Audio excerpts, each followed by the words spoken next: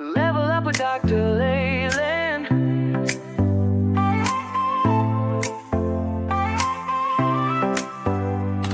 Step into the future, the world is waiting now.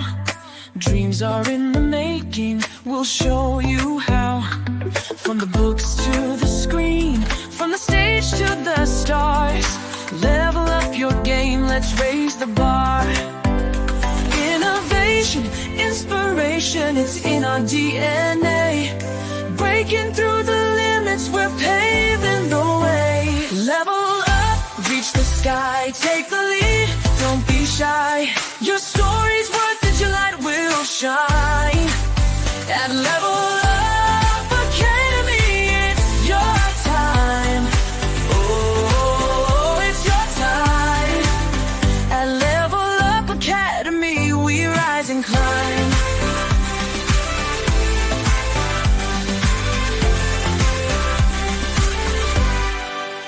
Empowered in your passion, your voice will be heard. Building a legacy with every word.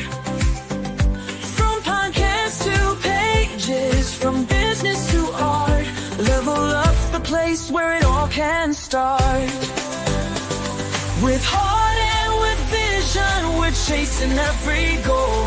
Together we'll ignite the fire in your soul. Level up, reach the sky, take the lead, don't be shy. Your story's worth it, your light will shine. At Level Up Academy, it's your time. Oh, it's your time. At Level Up Academy, we rise and climb. Ooh, ooh, ooh. Oh, we're trailblazing, breaking through the mold. Dreams are alive, let your story unfold. With courage and pride, we'll take the fight. At Level Up, we own the night. Level up, reach the sky, take the lead, don't be shy. Your story's worth it, your light will shine. At Level Up Academy, it's your time. Oh, it's your time. At Level Up Academy, we rise and climb. So let's level up and never look back. On the road to greatness, we're on the right track. Together we'll soar, together we'll thrive. At Level Up Academy, we're alive.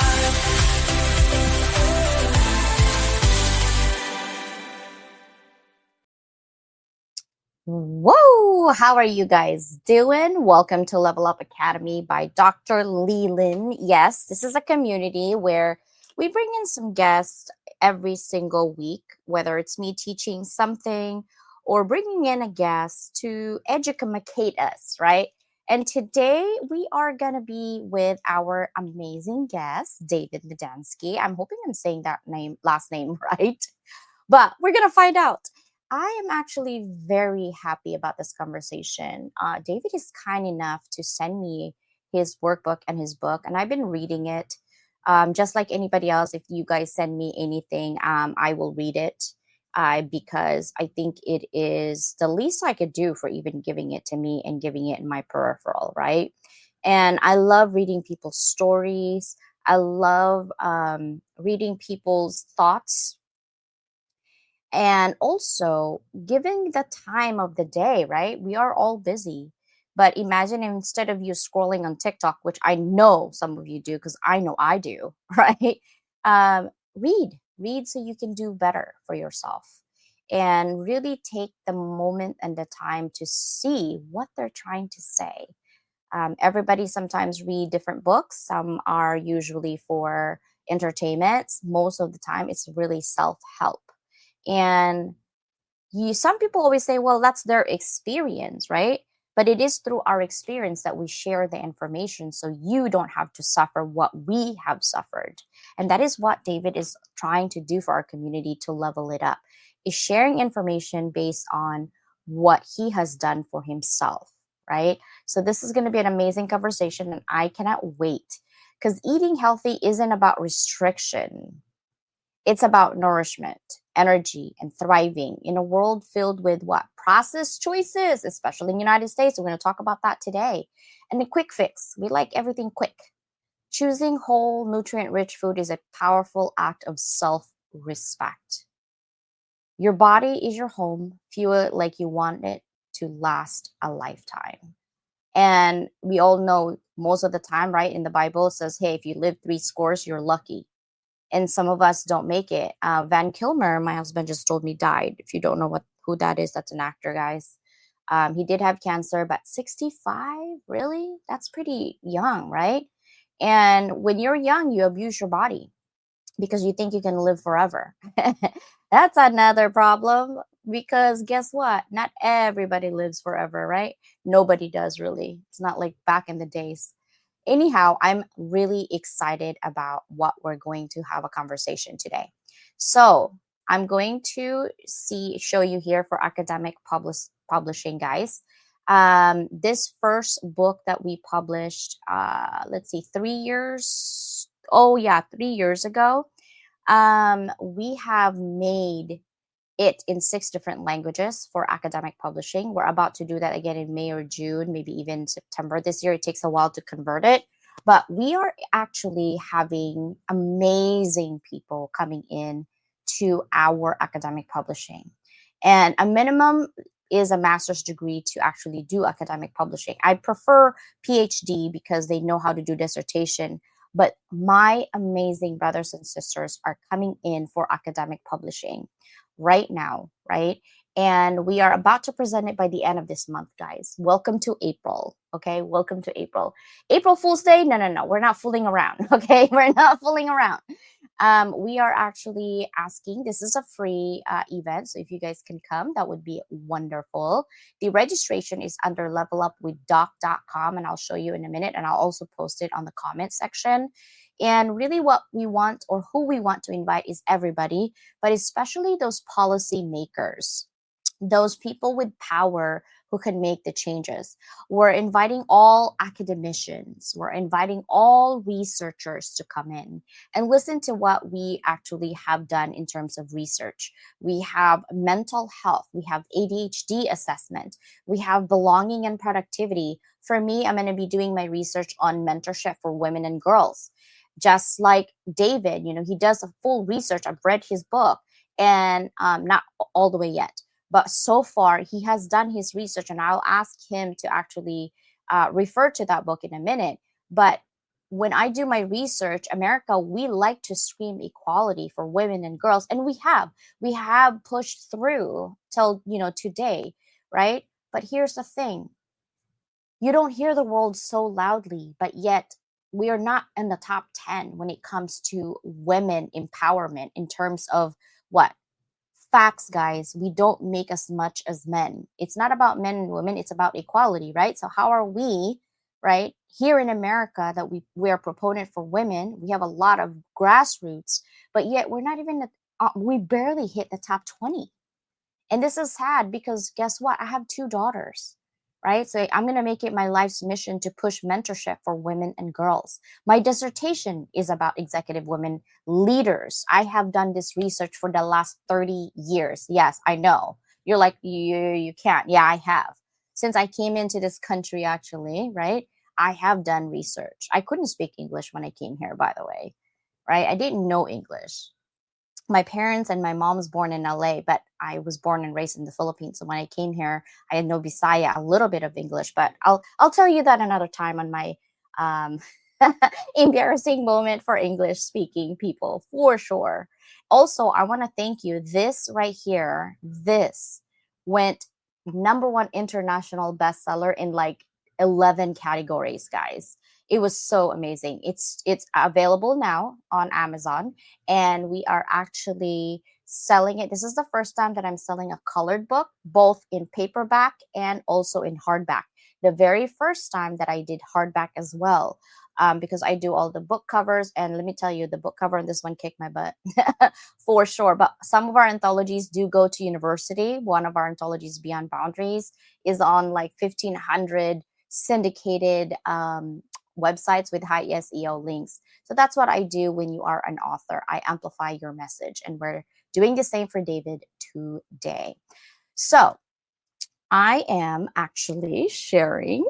David is on this one as well. I don't know if you saw it yet, but this is Level Up Circle magazine. This is my fifth edition. It's single right now, but if you actually open it and fold it, you'll see the whole difference. But I'm gonna just skip to David because it's so amazing. I have a Agape in there. Charles is in here. There's David. Look at that. Who is that handsome man? Look at. I have, oh, there. I have his book, guys. Okay, I'm going to read some part of it. But yes, and the picture of Orange with this lady, I don't know who the lady is. David's going to tell us. It's so amazing. It just a pop up. Like, I feel like it was an orange, you know? I also don't know who this gentleman is, but David's going to tell us, right? And so this and this, when you open this two together, it actually is like this, like a heart for food. So that's what I was aiming for anyway. And I love, veggies everywhere. So yes, thank you so much for saying yes to Level Up on this one, David. Let's go ahead and bring him up so we can start the conversation immediately. Welcome. Hi, CJ. How you doing? Thank you for having me today as a guest. Yes. Hello, YouTube. Say hello to YouTube. We have about 470 live watchers right now. So thank you for coming in. Can you introduce yourself to us, please? I'm David Medansky, and I'm known as the health guy because I like to lead by example for living a healthy lifestyle. Um, Basically, at age 61, I got my wake-up call when the doctor told me, based on my lab results and that I was fat, I had a 95% chance for a fatal heart attack.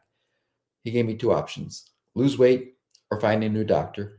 He strongly encouraged me to find a new doctor. He even gave me a list of doctors to call because he had been after me for 8 years to lose the weight. And if I did lose weight on a diet, I gained it all back, sometimes even more. So this time was different. I was embarrassed, I was humiliated, and I was frustrated. During the next 4 months, I shed 50 pounds, which is 25% of my total body weight back then. More importantly, I've kept it off. And then 2 years ago, at age 67, I hiked up Mount Kilimanjaro. So age should not be a factor in determining whether you're going to be healthy and what type of lifestyle you're going to lead. What I learned is back in the 70s, when I was healthy and fit and trim, I was into reading nutrition books and health books like Jack LaLanne's books, Richard Simmons, Paul Bragg and Patricia Bragg, William Duffy's Sugar Blues, which is still more relevant today than ever.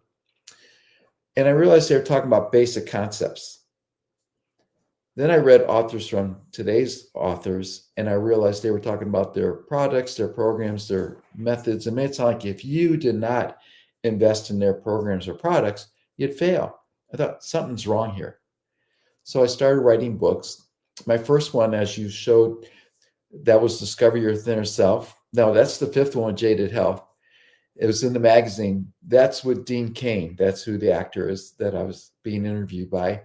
And the lady in orange is Bonnie Harry. She's the food babe. And she wrote the book Feeding You Lies. And she's working a lot with Robert F. Kennedy Jr. now. So yeah, that's Dean Cain. And that was my first book, Discover Your Thinner Self. When I was writing the books, they were basically for weight loss and health. And I switched over to health because I realized when you eat for your health, the weight takes care of itself. When I work with clients, they always tell me they never feel like they're on a diet or feel restricted because it's a lifestyle changes. We shift their mindset to create new habits. And that's what I love about helping people is where they have more energy, they get rid of the brain fog, they shed a few pounds, they feel better, and they improve their overall health.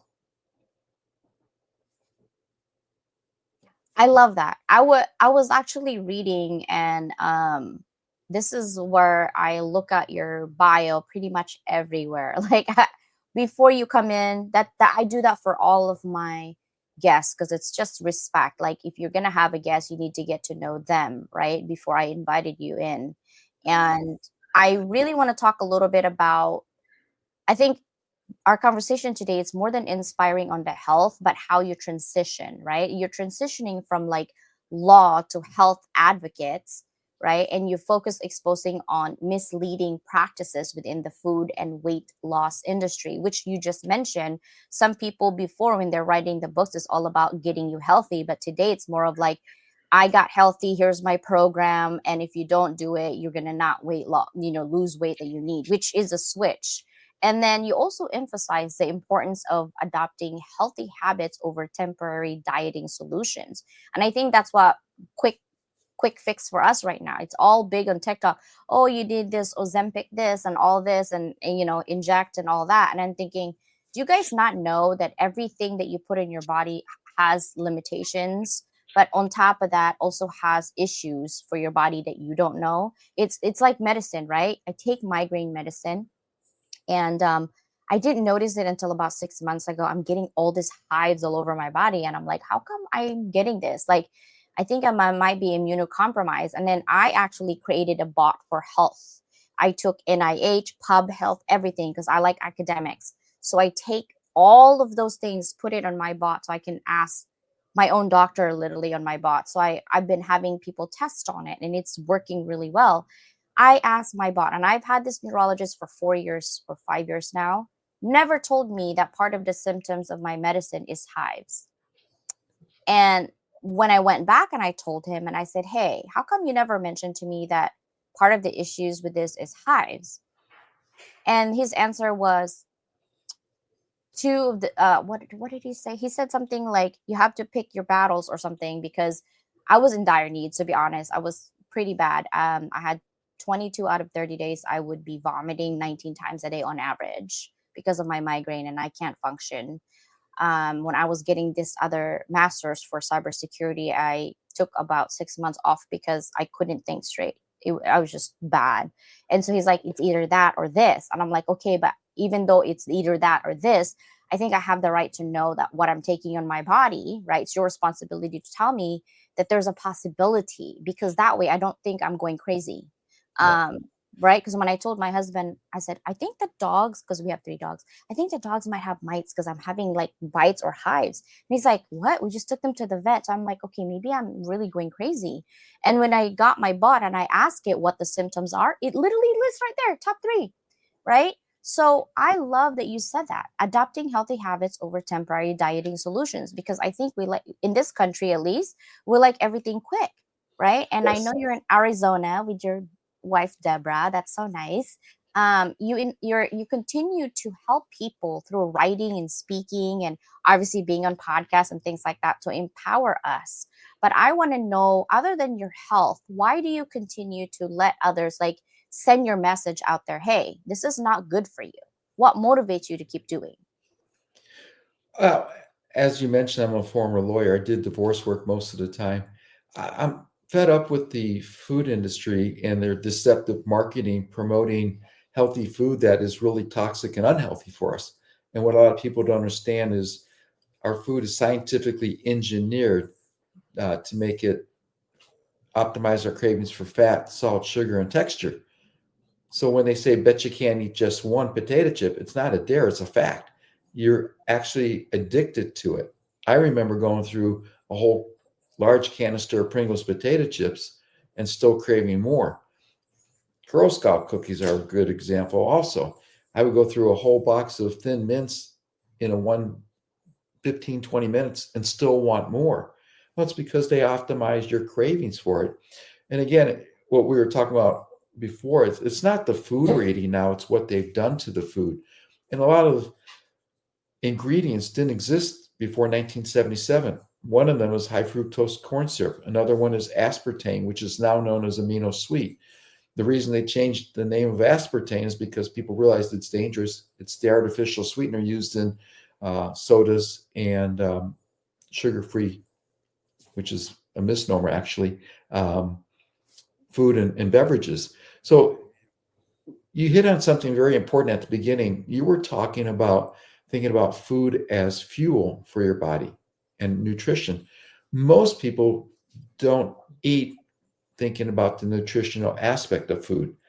They eat it for stress relief, comfort, emotional issues, socializing. Very rarely do people think what they're putting in their body may be doing it harm as opposed to doing it good. And I've identified in the book, the Jaded Health book, 9 simple golden rules for living a healthy lifestyle. And when people look at those 9 simple golden rules, which I give away for free, they say, I know that. And I understand you know it. The question is, are you doing it?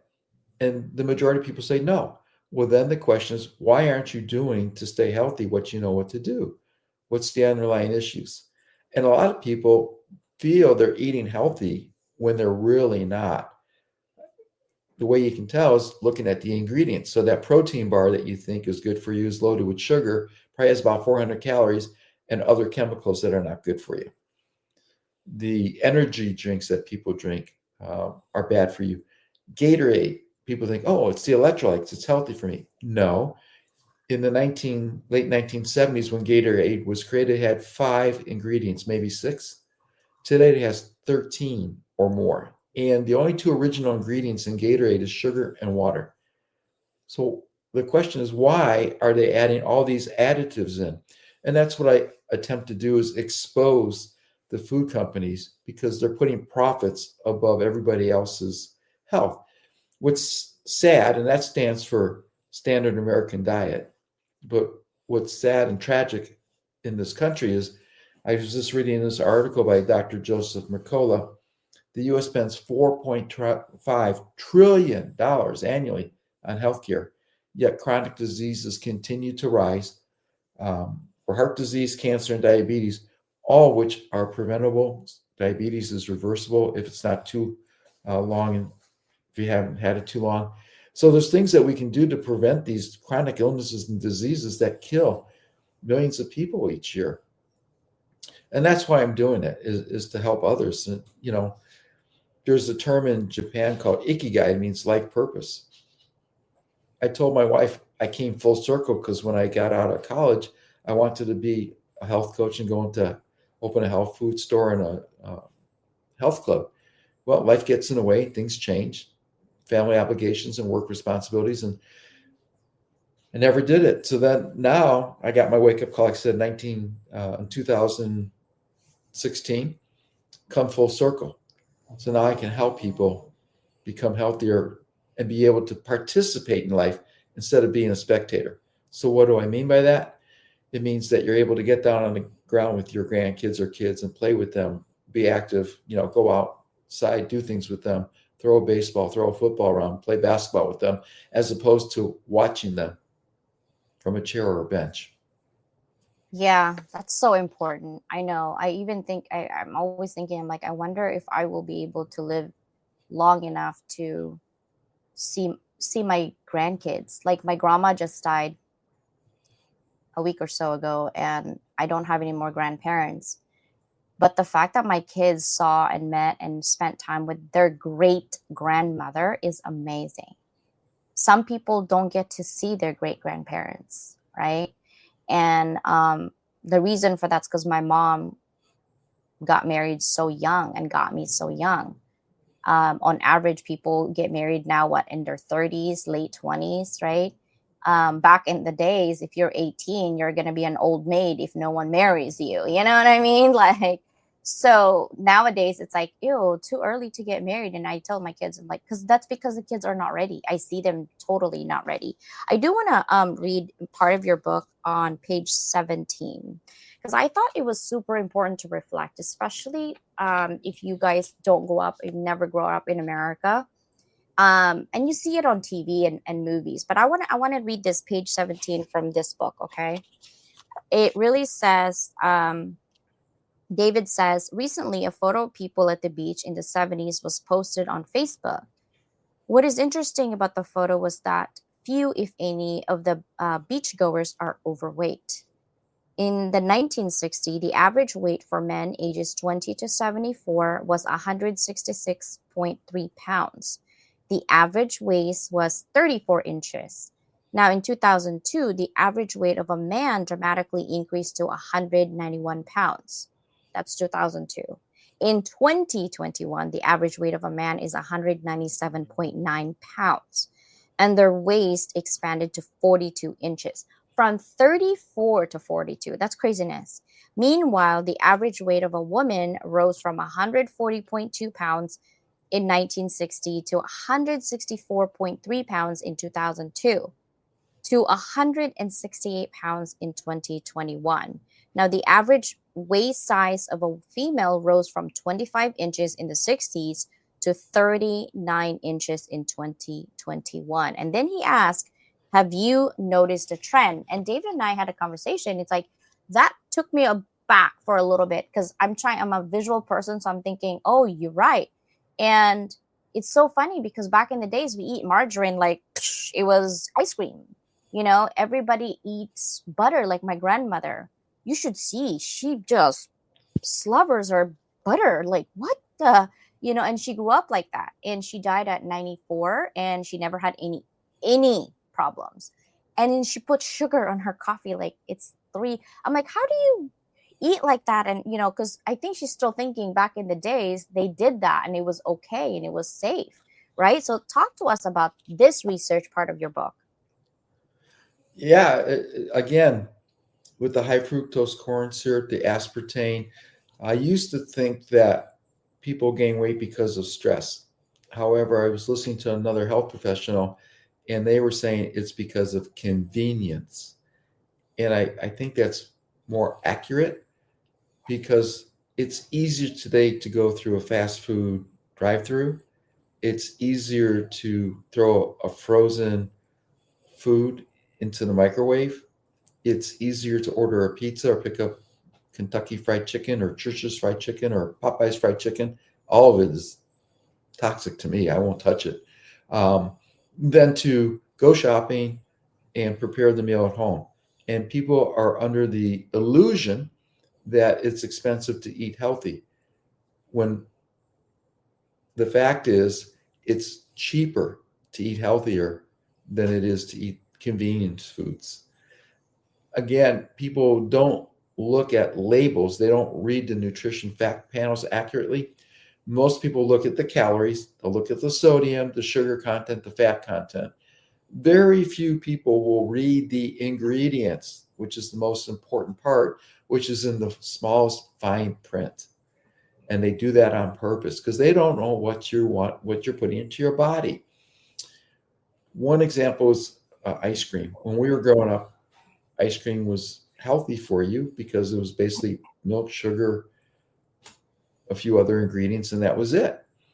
Today, if you read the labels, it's loaded with chemicals, and there's an additional chemical they added to keep it because of transportation from the manufacturer to the grocery store to your home. Because what happens if the ice cream would melt and get a little soft, it would crystallize when it refroze. So there's a chemical they added to keep it from crystallizing and refreezing and make it instead keep it creamier. Because again, it's going from the plant where they manufacture it to the grocery store, and then you buy it and then take it home. So between that time you put it in the freezer, it may get soft and a little bit melted. That stuff has never existed before 1980. Again, it's not the food we're eating, it's what they've done to the food. If you look at the size of a chicken in the 1940s, it's about 1/4 the size of the chickens today. My mom, who's 91, went to the grocery store and she bought some chicken breasts. She thought she was getting 4 chicken breasts. When she opened the package, she realized it was only 2. That's how big they were. She threw them out. She wouldn't even touch it. My wife did the same thing, thinking she was getting 4 when it was really 2. We didn't want to eat it, so we were going to give it to the dogs. They wouldn't touch it either. So again, you have to be careful what you're putting in your bodies, and my wife included, are, well, what can we eat? What won't hurt us? It's real food, holistic foods. If you can get it from local markets, it's even better. I was talking to a friend. He says, "No, I eat chicken." He goes, "When I go and get them from, the person that raises them, I keep asking them why they're so small." He goes, "That's the size they're supposed to be." So That's funny. I know. I grew up in the farm. yeah, Our chicken, I thought our chicken was fat, okay? But then when I look at the chicken in America, I'm like, what are they feeding this chicken in America? Even now, when I buy a burger, I like burgers once in a while. I still can't finish a burger. Never been able to finish a burger. I usually and I eat burgers weird. Like most people just take a burger and shove it. I'm like, okay, first of all, which part of your mouth do you think you're gonna bite in that thing? It's not. I wear lipstick. I'm not gonna have lipstick like a clown. Nope. So I always cut my burger with my knife and I cut it in like 4 to 6 slices. And then I can take the piece like a pizza and eat it. And that's how. And so I usually about 3 bites on those things and I'm like full, right? And I was like, what do you guys feed your chickens here? And so I have been in this country for what, 30 something years or more. And I like to cook. That's the thing is I love cooking because to me, I get to do my own spices. I get to teach my kids how to cook. And my youngest daughter knows how to cook. My oldest knows how to bake. Because when we grew up, that's how I did it. And my husband likes cooking here. But it's really, I think what it is like you said, it's definitely convenience and the food. And I wanted to talk about what I was talking about, the common ingredients that we have in the USA, guys, that's banned in other countries. And David literally hit the first one, which is high fructose corn syrup.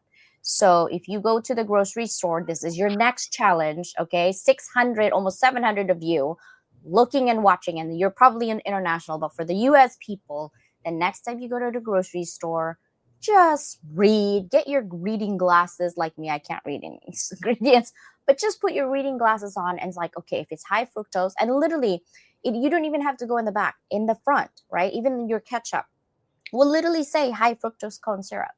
If it has that, just put it back. It's just not good, right? Because what is the purpose of that? It's sweetener in sodas and snacks and all kinds of food, right? And it's literally right now it says it's banned in the UK, EU, European Union.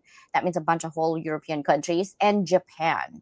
Potassium bromate strengthens the dough, like you eat your pizza, your bread, right? It's carcinogen. It banned in the EU, Canada, and Brazil. Even Canada won't touch it. Come on, but we have it in the US.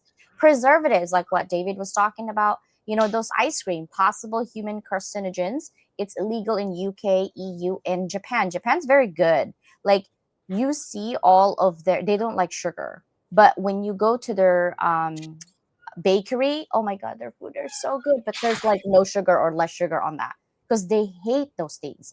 Bleaching agent in bread, color enhancements. You guys have talked about the dye yellow 5 and red 40, right? I'm sure you guys have seen that on TikTok if you're on social media at all. It's hyperactivity in children. All the juices that you have, if you have little kids and you're like, why are they all over the place? Well, guess what? Yellow 5 and red 40, that's what they have. It's artificial food dyes, right? BVO, brominated vegetable oil. They actually put that to emulsify in your soda. They have neurological issues. My daughter, okay, she lost one of her friend at age 13 from brain cancer. Then she had another friend has brain cancer. These are children. And she goes, Mom, I don't understand why there's so many kids who have brain cancer. I don't get it. What is happening? Is it like that in your days? I said, no, we barely have seen any kids that have brain cancer.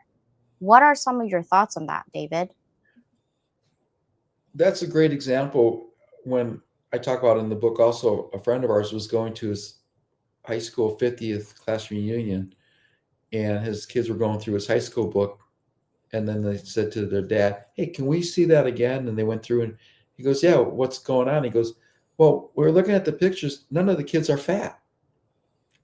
And when I went through my high school reunion book, um, I noticed the same thing. Maybe 2 or 3 kids were a little bit overweight, but for the most part, everybody was thin and healthy. The chicken, yeah. Um, so kids today, at least 25 to 30% are overweight. 41% of the US population is clinically obese. Over 72% are overweight. Think about that. If you're with a friend with 10 people at a gathering, 7 of you are probably overweight and 4 of you are obese. It didn't exist back in the 1960s and early 1970s. Today, kids are on their computers, their tablets, their games. They rarely go outside and play sports. Some schools don't even offer PE anymore. So there's a lot of reasons for it. But yeah, look at the size of that chicken from 1957 to 2005. And, I won't eat chickens, but I will eat eggs. And I only eat pasture eggs. And there's a difference between cage free, range free, and regular eggs. Regular eggs, if you look, they go through a bleaching process to clean them. Um, Mm, and you don't know what the shell is absorbing. And when you're asking what they're feeding the chickens, they're feeding them corn and soy, which is grains, to fatten them up. Instead of letting chickens forage for their food, for the bugs, the grass, the insects, because that's what chickens would normally do. So cage free and range free are, again, deceptive marketing tactics used by the food industry to get you to buy their product. What they mean is that they're in this huge barn, probably bigger than some homes, and maybe a few of the hens can get outdoors through the doors that are open. But for the most part, most of them are stuck in the middle and inside, where pasture eggs have at least 108 square feet, or square inches of free range where they can just be outside and they forage for their own food. That's the difference. Uh, Speaking of fast foods, I worked at McDonald's in high school in 1972 and 73. Back then, we would actually peel the French fries, cut the French fries, blanch them, and then put them in the refrigerator overnight before we would deep fry them the next day for the customers. I was working there when they introduced the frozen fries. And one of the crew members said, "I won't touch those." And I said, "Why?" And she goes, "Do you know how much preservatives and chemicals are in there? Because after they freeze them, they have to transport them. And then how do you think they get them not to explode in the, frozen fries in hot oil when you drop them in?" She goes, "It's the chemicals they're putting in there." So she was way ahead of her time. And this is back in early 1970s. So there's a lot of things. Again, it's not the food we're eating, it's what they've done to the food. And it's very important. If you look at ingredients on labels from, like I said, food before 1980s, you may find 5 or 6 products. Today, it's a lot more than that for the same product, 10, 15, 20. Tuna fish packed in water on the front, right? If you turn it over and look at the backside, it'll say tuna, water, vegetable broth, and salt or sea salt. Well, what's in the vegetable broth? Well, they can have up to 168 different compounds in that vegetable broth without disclosing what's in there. Why do you need to put vegetable broth into a can of tuna? It's to preserve the shelf life and for transportation purposes. So I do my best to get tuna that just says tuna, water, and maybe salt or sea salt. And I have to read the labels to find it. So this is what I'm saying to people is read the ingredients, see what you're actually putting into your mouth. Um, my wife and I went to Italy a couple of years ago in Sorrento and Pompeii. We ate pasta, pizza, gelato, and croissants, did not gain any weight. The reason being is all their food is prepared fresh there. There's nothing that comes in a package. So the spaghetti and the pasta you won't find on shelves there because they make it fresh each day. The croissants are made fresh each day. The gelato is made fresh with real ingredients, no preservatives. The pizza tastes different there. And when people say, "Why does it taste different?" Well, again, it's fresh ingredients, real mozzarella cheese, not partial real cheese or imitation cheese. Even today, American cheese is no longer American cheese. They have to call it American slices because it's less than 51% milk. It's all chemicals. And when you leave cheese out, if you see it sweating, you'll see little beads on it. That's the hydrogenated oil coming out of it, which is very bad for you. yikes. I'm just showing you like the difference in other Asian countries because Japan is pretty much a conglomerate of everything. I mean, McDonald's is everywhere in the world, right? Yeah. And I mean, the size, like when I went to Japan, I ordered the same thing that I would order here, but their matcha is so much better in Japan Talking for about sure. size, I like to Yeah. address that real quick because Yes. one of the 9 golden rules is to eat small portions. And what people don't realize is their portions have been supersized without them realizing it. Yep. The reason I say that is in the 1900s, dinner size plates were 9 inches in diameter. Today, they're 12 inches in diameter. At restaurants, it's 13 to 15 inches in diameter. Yet in Europe, except for the UK and other parts of the world, a dinner size plate is still 9 inches in diameter. So I tell people use a salad plate instead of a dinner size plate. We have it reversed. And it's an optical illusion, it's still Delbow illusion. If you put the exact amount of food on a small plate versus a dinner size plate, it'll look like there's more food on the salad plate. The dinner plate will look like there's less food. That's why people overeat and eat too much. It's because they don't realize how much they're eating. I actually wanted to address too the way the culture is in America. When we eat food, Americans only think like, oh, I want a burger or I want a pizza. And that's literally the only thing that you eat. When we eat in Asian countries, that's literally what our table is. I still do it. Like I have 4, 5, 6 different, and my kids always look at me like, Mom, why do you need all that? I'm like, because I want to taste everything, but I don't want to eat everything. Does that make sense? Like, what do you mean? I'm like, okay, well, you can have 7 or 8 different things just like a buffet would, like an Asian buffet, right? But you Yeah. don't need to eat the whole plate. It's supposed to taste everything little, and then that way you can get full. But you don't take the whole thing like you're gonna finish it. You're not gonna finish it. Your stomach just can't handle that. But this is really the cultural difference too. Is in Asian people when we have family dinners, when we are together, it's like that. It looks like a feast, but it's regular dinner, like regular breakfast. Like when I make breakfast at home, I have rice. I love garlic rice. So I cook my rice. I have garlic rice, and then I put tomatoes and veggies and edamame sometimes in there.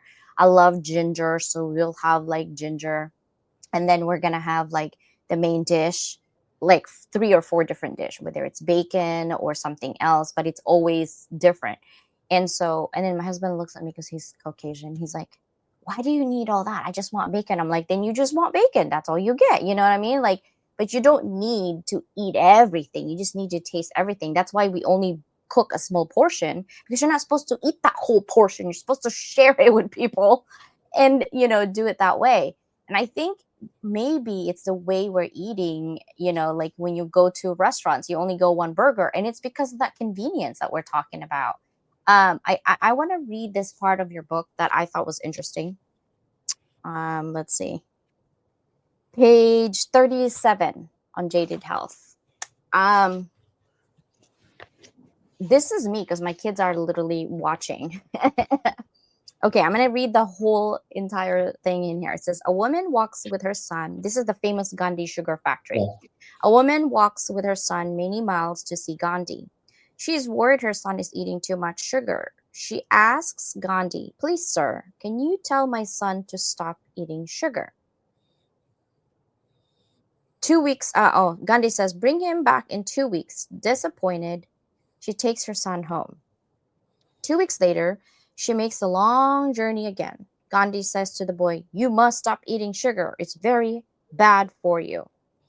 The woman is confused and asks, why did you want me to wait 2 weeks to bring back my son? Gandhi said, because before I could tell your son to stop eating sugar, I had to stop eating sugar first. The boy has such respect for Gandhi that he stops and lives a healthy life. Okay, that is powerful. And let me tell you why. And I don't know if this is the intention that you have, but as parents, as friends, as daughters, mothers, if you don't set as an example for your children or for the people around you that you're telling to be healthy, they're not going to listen because, Mom, you do it anyway. So why do we have to do it? Right? So that story is so important, to be an example of what you want people to be. And that's what I do. I tell people, do as I do, not as I say. And that's the difference, between other professionals and health professionals. And what I do is I live what I say. I don't expect anybody to do something that I'm not doing myself. There are 17 short stories and parables in Jaded Health book, and I put them in there because they all have life lessons, and you can use it for more than just eating and living healthy. I took those life lessons and applied it to living a healthy life and eating healthy. One of my favorite ones is the pot roast story. I don't know if you got to that one yet. You may be familiar with it. A lady's hosting a dinner, and she makes a pot roast, and one of the guests says, "This is delicious. Can I get the recipe?" And the host says, "Of course." She writes it down. The guest looks at it and says, "Why do you cut the ends of the pot roast off before you cook it?" And the host says, "I don't know. That's how my mother taught me." The next day, the host calls her mother and says, "Mom, why do we cut the ends of the pot roast off before we cook it?" And her mother said, "I don't know. That's how your grandmother taught me. Call her." So the host calls her grandmother and says, "Hey, Grandma, why do we cut the ends of the pot roast off before we cook it?" And the grandma thinks for a minute. She goes, "Oh, because when I was first married, the pot I had was too small, so I had to cut the ends of the pot roast off to make it fit." So here's a great example of why do we eat certain things or eat a certain way or at a certain time, because that's how we're taught by our parents. A friend of mine, John Canada, calls it dietary duplication. We don't think, or maybe we're mimicking a friend or another relative that we admire on what they're eating or how they're eating without thinking, why exactly am I eating this, or how am I eating it, or what time am I eating it? So again, when you start thinking about things and analyzing what you're putting into your body and the reason for it, maybe you'll start questioning whether you really want to do that. Yeah. Follow the leader. We're just following the leader, it is so funny. Yeah, Um, it's not about yeah. being perfect either. It's just being consistent. That is, consistency is the key, and I think my daughter and I were like, we're putting something in my storage and we could barely lift up the bag, and we looked at each other. She goes, "Mom, how heavy do you think this bag is?" I'm like, "Maybe like 15 pounds is not a big deal." She's like, "How heavy were we when you were carrying both of us?" I was like, "Girl, that was like 20 years ago." Like, she's like, "Mom, you're still strong. You just need to work out." I'm like, "Look at you." She goes, "I know, we need to go back to the gym." I'm like, "Man, you're right. I need to go back to the gym." Well, Um, actually, I would respectfully disagree that you have to go back to the gym. There are things you can do without paying for a gym membership or going to the gym. yeah, there are. I used to do yoga in my house and kinesthetic to stretch because I have scoliosis. So I can't really do lift weights and all that anyway. Yeah. I do go to the gym because they have yoga classes. That's the Well, only no, the time I gym's go. important, and exercise is important for overall health and fitness. Walking. However, most people use exercise to reduce weight, and that's a myth. What happens, especially around New Year's, is people make New Year's resolutions. They go to the gym, they are exercising, they're eating healthy, and 3 weeks later, they weigh themselves and they haven't lost any weight. And they're frustrated because nothing's working. What's happening is they're replacing the fat with muscle. Muscle and fat weigh exactly the same. 5 pounds is 5 pounds. The difference is the muscle takes up less room. It's less, it's more dense than the fat. So I always ask people, how are your clothes feeling? And most times they'll say they're looser, and people are asking me if I'm losing weight.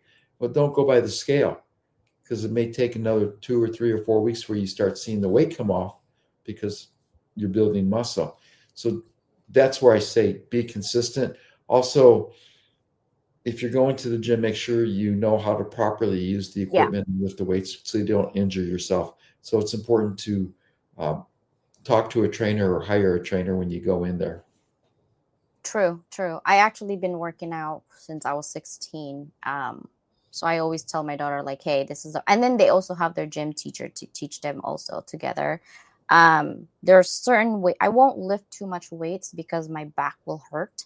So I never really use that, but I do leg presses. I'm pretty strong with my legs. I used to run. Used to is the key word. My back hurts and my knee hurts. This is what happens when you get older. I can Walking walk. walking is one of the most underrated Yeah. physical activities a person can do. And there's many benefits. And you don't have to make it a brisk walk. You don't have to walk uphill. Just walk. Rebel Wilson, the actress, She lost 77 pounds in a year simply walking an hour each day. Now, I understand everybody has an hour to devote to walking each day. Mindy Kaling, another actress, lost weight. What she did is when she had a 10 or 15-minute break, before she would go, on social media and text friends, she would go for a 10 or 15-minute walk. Well, if you go for a 10 or 15-minute walk 3 or 4 times throughout the day, that's 30, 45, 50 minutes, 60 minutes. So that's the difference. When you're talking about Val Kilmer, he was an actor who was Ice in Top Gun. That's where most people know him from.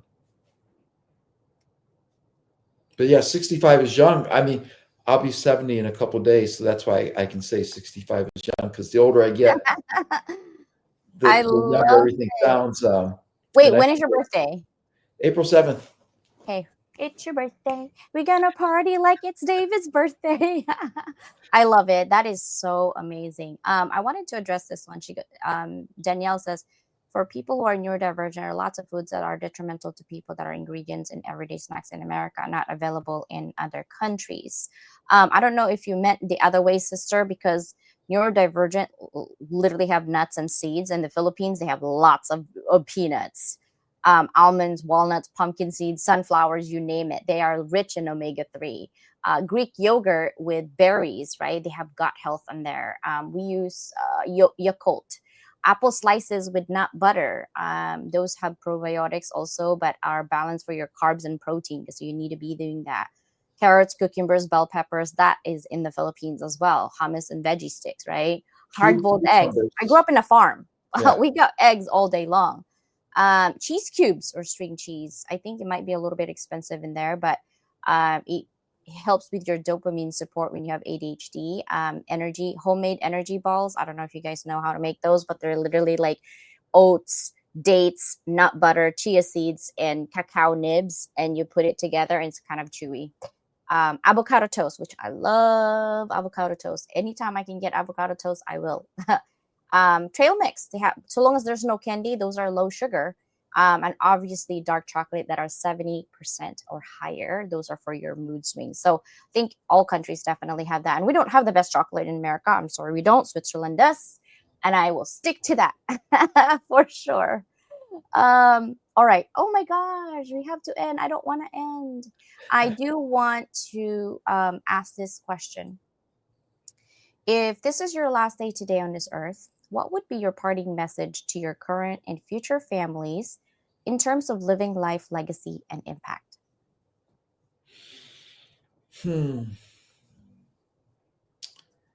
It would be to do your best to eat healthy and live a healthy lifestyle. And that's why I talk about with the 9 simple golden rules for living a healthy life.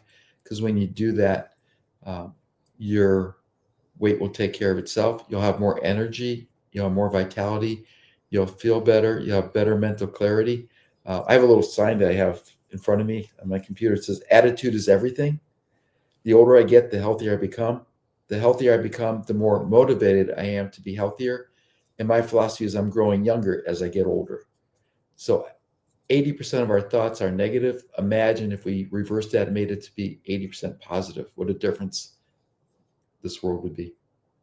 I like that a lot. I wanted to share this with you guys. This is David, and I'm also going to put it on the link if you would like here. Hold on 1 second. Yeah, if they go to jadedhealth.com, right at the top, there's a little circle. It says free PDF of the 9 simple golden rules.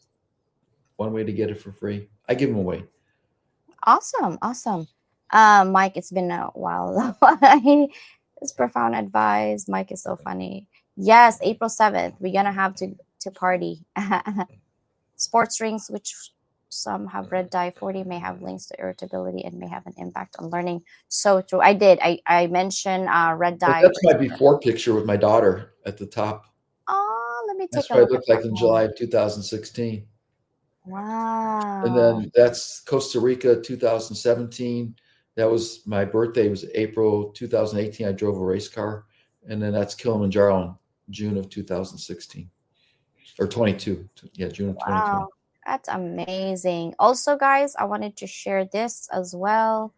Let me see if I can share to go in to check out, hold on 1 second here. Amazon has his book as well, and I really highly recommend it because there's a lot of amazing things in there that, especially That's the this wrong book. book. This book is what Yeah, I love. that's the wrong one on Amazon. That's a workbook. Ah, okay. So this is the one, That's right? it There's right a there. lot. Yeah. Yeah. So this is one right here, Jaded Health. It looks like this. Okay. And it's an amazing book. I mean, I have your workbook as well, which I have not looked at it. Which one is the workbook that's older and which one's the newer? This is the older one, the white one, or the new one? The new one is the white one. Yeah, this one's And the white one. that's the daily tracker for Jaded Health 42.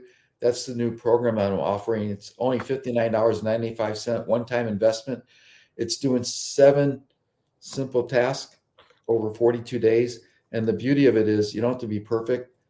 So you have 5 days of grace in there. However, if you have to start over because you were, inconsistent for 5 days, then you have unlimited time to get 42 consecutive days. Why 42 days? 2 answers. The fun answer is 42 is the answer to the ultimate question of life, the universe, and everything, according to Douglas Adams, who wrote The Hitchhiker's Guide to the Galaxy. That's in the book. The real answer is research has shown that 42 days is on average before you start seeing noticeable results from making small, supposedly inconsequential changes to your body. So some people may see results sooner, but by 42 days, you should see noticeable results. For example, I had one client, he started the Jaded Health 42 program and he's lost 18 pounds in 3 weeks. Now he's a big guy and he's started a lot heavier than most people. Other people have lost maybe 3, 4, 5 pounds in a couple of weeks. What I usually tell people is, would you like to weigh 24 to 48 pounds lighter by this time next year? And most people, depending where they're at, would be yes. Well, if you can lose 2, 3, 4 pounds per month, not per week, then on average, in 12 months, you'll be 24 to 48 pounds lighter. The problem today is the national organizations will, tout, hey, lose 20, 30 pounds guaranteed your first month using our product. Well, number one, it's not healthy to lose that much that fast. Number two, it's not sustainable. And that's why 90% of people who lose weight on a diet gain it all back. Where people who change their lifestyle and eating habits will keep the weight off permanently. And most of my clients will average between 25 and 40 pounds within a year. The beauty is 2, 3, 4 years later, they're still keeping the weight off. So it's not a yo-yo diet. And they feel like they're not on a diet because it's not. There's no special products you have to order. There's no special method you have to do. It's flexible based on your likes and dislikes. Because let's face it, we're all different. We have different body chemistries, different hormones, difference between male and female. And so we have, different likes and dislikes. Some people like eating beef, some don't. Some like eating fish, some don't. So you figure out what you like that's healthy for you and focus on that, because according to Oprah Winfrey, what we focus on expands. True. And then you forget about it. So I haven't thought about M&Ms or Pringles potato chips or Girl Scout cookies or soda since July of 2016. It gets easier and easier, and you just look at it and you don't even acknowledge it. I'm not a soda drinker. I am a sucker for coffee and tea. I love tea. I love all Asian teas, especially Korean teas lately. That's what I've been drinking. But I also drink this rice coffee. It's 48% less caffeine, but it has 6 different mushrooms in there, which I love. And their creamer is for gut health. And I sound like a health nut, but I'm not, guys. Like, I literally gained so much pounds. Like, I'm skinnier than this, but now I'm like, okay, whatever. I'm like over it. So long as I stay healthy and I eat healthy, but I do not eat healthy. I have to tell you that. But I cook at home. I don't really do like the drive-through or the easy thing. I always cook at home. But I love bacon. I'm just gonna eat bacon. Like, I just love bacon. I eat bacon. I like bacon. I eat it. I don't eat it every day, Yeah. I eat eggs. I know, and I'm so devastated. Our eggs, it carries between $15 to $20 right now a dozen here in San Diego. Yeah. Uh, I eat eggs. I eat, 3 eggs just about every day. I talk to some people who eat between 3, 6, even 8 eggs a day. Oh It's wow. very healthy for you. It's a myth out there. Um, I can't afford to eat 8 eggs a day. no, I You understand know, it, but look at it this way. Let's say you're paying $15 for a dozen eggs, so it's a little over $1.10 an egg, yeah. $1.10. And if you eat 3 eggs, it's $3.30 for the expensive eggs. Yeah. If you go to a fast food and you get one breakfast True. sandwich, you're paying $6, $7, $8. People don't complain about that, but they'll complain about I paying don't. $3.30 for something healthy for them. I'm just True. saying, and the most important thing I can tell people is drink pure water. And what I Yeah. mean by pure water is No distilled additives. water, uh, high quality spring water, because some of it's just from the tap, and water from a 6-stage reverse osmosis. That's what I do. And again, if you ask one expert, Paul Bragg would recommend drinking distilled water. His student, Jack LaLanne, would recommend drinking spring water.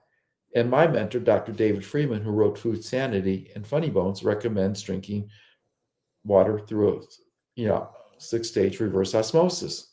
So you have 3 different health professionals, 3 different experts telling you 3 different things. Who or what do you trust to believe? So you have to figure out what's best for you. Yeah. I like And that one. the other thing is, our bodies are 60 to 70% water. It's not soda, diet soda, fruit juices, fruit flavored beverages, or alcohol or milk. It's Yeah. water. And True. 75% of the US population is chronically dehydrated. It means that they're not drinking enough water. And a lot of times when people think they're hungry, they're actually thirsty. So drink water. It's a natural appetite suppressant. You don't need the GLP-1s to be an appetite suppressant. And the other thing is, there's a direct correlation between 75% of the US population being chronically dehydrated and 72% being overweight. Wow. Drink water, people. That's for sure. Well, thank you so much for being here today. I appreciate your knowledge. I appreciate your time. And I appreciate you really trying to get our communities to think about health.